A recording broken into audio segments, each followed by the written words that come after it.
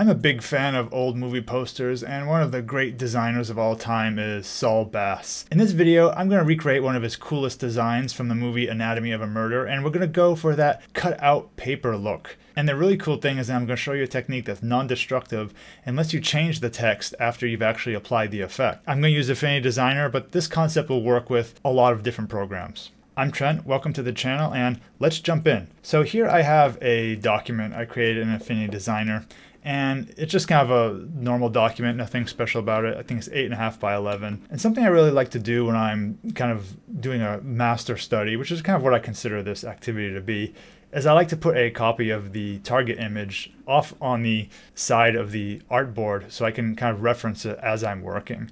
So this is an image of the kind of poster for Anatomy of a Murder. And let's kind of zoom in and look at it a little bit here. So we can see that there's this text and it kind of goes to the edge. Maybe this was handmade. It probably was handmade. You may ask yourself what font was used for this. I don't know if a font was even used at all. If you look at similar letters, you can see that they're actually kind of different. Like all the A's look a little different. These M's are different. So probably this was just completely handmade by the artist. Having said all that, I was able to find a font that kind of resembled this text a little bit. It was called Bassanova. I'll put a link in the description. And I'll just start typing out the words, and I'll make them separate pieces of text as opposed to one just continuous thing. Because I think it's better that way when you're doing a composition like this and you're going to be moving words around separately. So I'll type this in.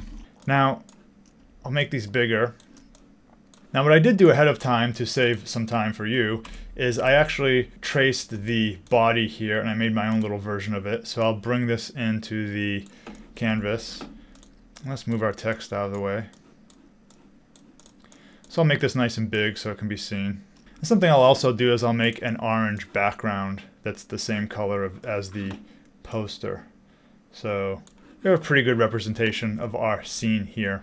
Now there are a bunch of different ways to do this effect, and it really kind of depends on how flexible you want to be for the future. And I'm going to try to go for the most flexible method, but I want to show you a couple things that don't work that well to begin with. So for example, one thing we could do, let's start with one of the words here, and we will give it the orange color.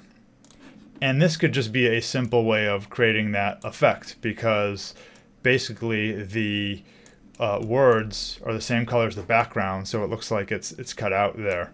Now, this has a downside, of course. If I change the background color, my text isn't going to change.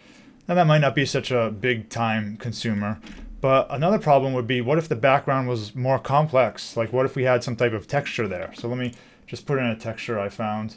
Maybe we had some type of paper texture. So I'll put this down. Maybe it's set to multiply. The word anatomy isn't like truly cutting through the shape, so that's not really a great solution. So another option would be to subtract the text from the shape. So let's go and do that.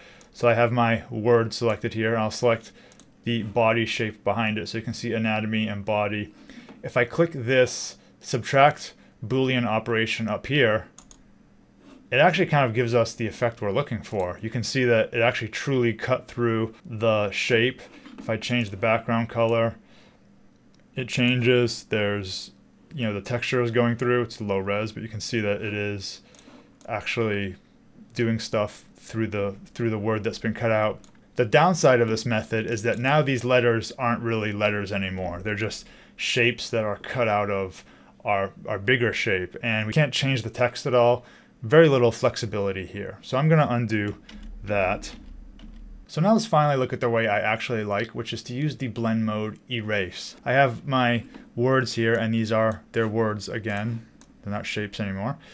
And what you can do is, in the blend mode for that text, you can select the mode erase. And what this does is it literally just like cuts through your whole composition. Now there is one issue here, as you're seeing, the letters turned white. The reason they're white is they're just cutting through the entire document, even the base orange rectangle I have here. So the way to get around this and to have it just cut through our shape is that we will group these words with the body shape. So what I'm going to do is I'm going to select anatomy, I'm going to select body, and then just Control G.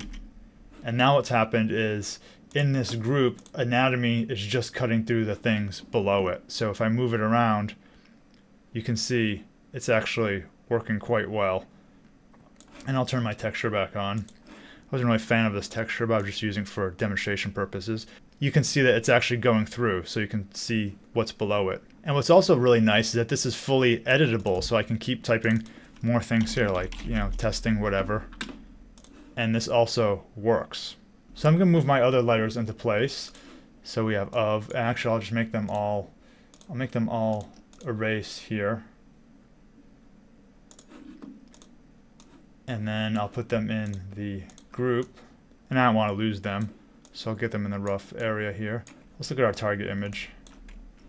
And we have a pretty close approximation of what the original image is. Now, one thing you can also do to give it more of a handmade look is to add a warp group over the text. And you can slightly change the letters so they don't all look the same. So for example, we have this word anatomy, which has 2 A's in it. Let's go here. I'll click this button, warp group, and then I like to do mesh. And for some reason it kind of disappears. I don't know exactly why that happens at first. If I select the blend mode of the text to normal, and then I put the warp group to erase, that seems to fix it. So that's kind of my workaround. If you know exactly what's happening, feel free to leave a comment down below. So what I'm going to do is I'm going to click on the mesh grid here just to give us some increased resolution. If you click on a line at any point, it'll just draw another line all the way through it. And this kind of gives you more control. So for this A, let's pull down this edge here a little bit. Let's fix the other A. Okay, maybe this one is going to be higher. We'll pull down this side. And I'm just kind of showing you that it can be different. If you wanted to make it more precise, you could do so. And you can see we get some variance in the A's there, so it doesn't look so computery and pre-generated.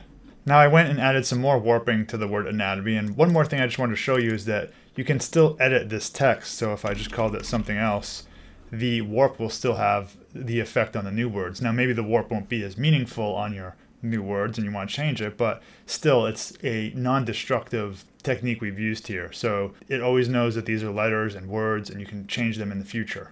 So that's the whole effect, really. It's just using the erase tool and kind of grouping things in the right way and using the warp a little bit if you want to get more of a handmade feel. If there's any other kind of graphic design examples you want me to give a tutorial on or show examples from, let me know in the comments and I'll be sure to get back to you. Thanks for watching, and see you in the next video.